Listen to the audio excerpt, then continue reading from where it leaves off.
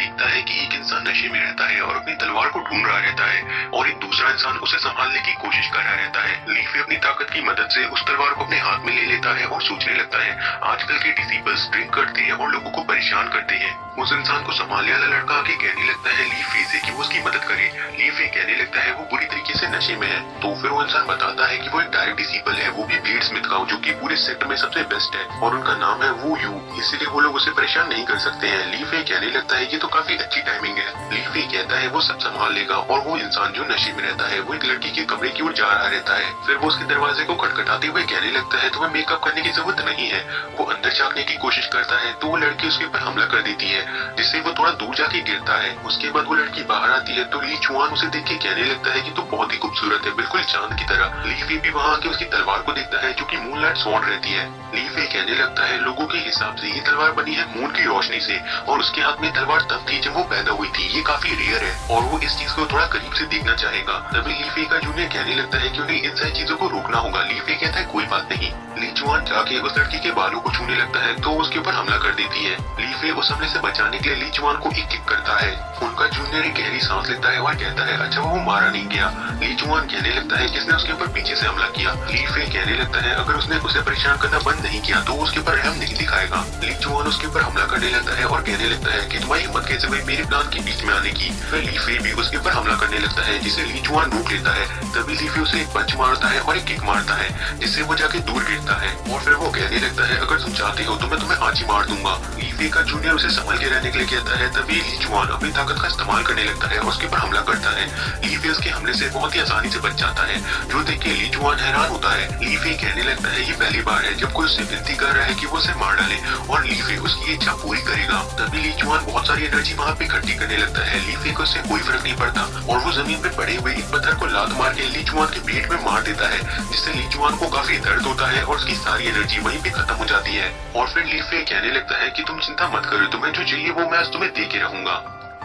तो फिर ली चुआन उससे रुकने के लिए कहने लगता है, लेकिन लीफी उसे एक लात मारता है और उसके बाद उसे लगातार लातों से ली चुआन उसे विनती करने लगता है कि वो उसे मारना बंद कर दे। लीफी का जूनियर भी आगे कहता है कि अब बहुत हो गया, क्योंकि लीफी को काफी बड़ी सजा मिल सकती है अपने फेलो डिसेबल को मारने के लिए। तभी ली चुआन भी कहने लगता है उसे सेक्ट के रूल को तोड़ने की जरूरत नहीं है और उस जैसे इंसान के फ्यूचर को बर्बाद करने की भी जरूरत नहीं है। लेकिन वो मन ही मन सोच रहा रहता है वो ये सारी चीजें उसके मास्टर को बताएगा और फिर वो वहाँ से चला जाता है। लीफी का जूनियर कहने लगता है कि वो इस तरीके से जाके मास्टर को कंप्लेन करेगा। लीफी को इससे कोई फर्क नहीं पड़ता और फिर वो कहने लगता है अगर मास्टर को ये बात पता चलेगी तो वो सारा ब्लेम खुद पे ले लेगा। लीफी का जूनियर कहता है फेलो सिस्टर से कि वो अंदर चली जाए और फिर वो लीफी के पीछे चला जाता है। फेलो सिस्टर सोच रही रहती है कि लीफी की सोल थोड़ी सी अजीब है, लेकिन उससे उन्हें कोई फर्क नहीं पड़ता है। आगे में दिखाया जाता है लीफी के मास्टर वहाँ पे बैठे रहते हैं और सोच रहे रहते हैं वो फिर से फेल हो गए और उनका फिर से स्पिरिट स्टोन बेकार हो गया। तभी वहाँ पे ली चुआन आ जाता है और कहने लगता है तुम्हारा डिसीबल लोगों को मार रहा है। लीफी के मास्टर पूछने लगते हैं कि आखिर वो कौन है। फिर लीफी के मास्टर पूछने लगते हैं तुम्हें किस डिसीबल ने चोट पहुंचाई। तभी वहाँ पे लीफी आ जाता है और कहता है कि वो था। लीफी के मास्टर कहते हैं तुमने उसे मारा। लीफी का जूनियर मास्टर को बताने लगता है कि लीफी से वो सिर्फ जूनियर सिस्टर यू को बचाने की कोशिश कर रहा था और फिर लीफी के मास्टर जाके लीफी से स्पिरिट स्टोन मांगने लगते हैं और वो कुछ दिनों में लौटा देंगे ऐसा कहते हैं। लेकिन लीफी कहता है उन्होंने पिछले मंथ जो लिए थे उन्होंने अभी तक उन्हें नहीं लौटाया है। तो फिर लीफी के मास्टर कहने लगते हैं जरूर वो भूल गए होंगे। लीफी कहने लगता है कि उसने जो किया है वो उसके लिए कोई भी सजा लेने के लिए तैयार है। तभी ली चुआन कहने लगता है अपने साथ के डिसीबल को चोट पहुंचाने की सजा है कि उन्हें ज़्वांगमिन केव के अंदर जाके कल्टीवेट करना होगा। लीफी कहने लगता है उसे ये सजा मंजूर है, लेकिन तभी लीफी के मास्टर उसके सर के ऊपर मारते हैं और कहने लगते हैं अपना सामान पैक करो और माउंटेन से नीचे चले जाओ। लीफी सोचने लगता है क्या क्या उसके मास्टर कर क्या रहे हैं, लेकिन तभी ली चुआन कहने लगता है क्या वो उसे बचाने की कोशिश कर रहे हैं। लीफी के मास्टर कहने लगते हैं कि वो लीफी के लिए बस इतना ही कर सकते हैं। लीफी कहने लगता है कि अगर वो यहाँ से भाग गया तो ली चुआन वैसे भी उसका पीछा नहीं छोड़ेगा और हो सकता है उसकी वजह से लीफी के मास्टर को थोड़ी डांट भी सुननी पड़े। लीफी के मास्टर कहते हैं इससे कोई फर्क नहीं पड़ेगा। तो फिर लीफी कहता है हो सकती है उनकी सैलरी कम हो जाए। तो फिर लीफी के मास्टर कहने लगते हैं ये काफी बुरा होगा।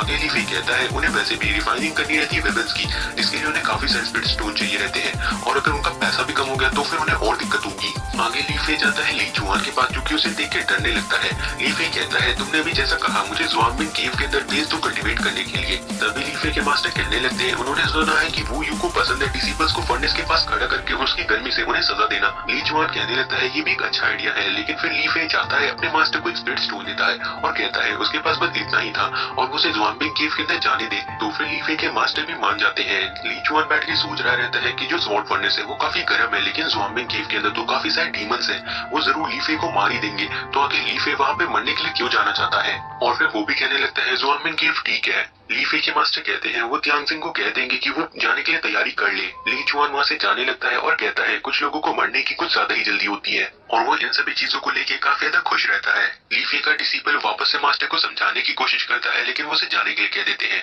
और फिर वो जाके ली फे के सर पे दोबारा मारते हैं और कहने लगते हैं तुम्हारा कोई मकसद है ज़्वांगबिंग केव के अंदर जाने का। ली फे कहने लगता है कि ज़्वांगबिंग केव के अंदर काफी ज्यादा अंधेरा रहता है, तो क्या वो इस लैंटेन को लेके जा सकता है। मास्टर हाँ कह देते हैं और ली फे को तिरछी आंखों से देख के मुस्कुराते हैं। दिन हमें दिखाया जाता है त्यांगजिंग आता है ली फे को ले जाने के लिए ज़्वांगबिंग केव तक और वो सोच रहा रहता है ली फे कितनी भी भीख मांगेगा लेकिन वो उसे सजा दे के रहेगा। लेकिन तभी ली फे वहाँ से बाहर आता है और कहने लगता है आखिर तुम्हें इतनी देर कहाँ हो गई, चलो जल्दी चलते हैं। त्यांगजिंग देख के कहने लगता है ये सिर्फ एक्टिंग करने की कोशिश कर रहा है, वो अंदर से बहुत डरा हुआ होगा और त्यांगजिंग भी देखना चाहेगा कि वो कब तक ज़्वांगबिंग केव में रह।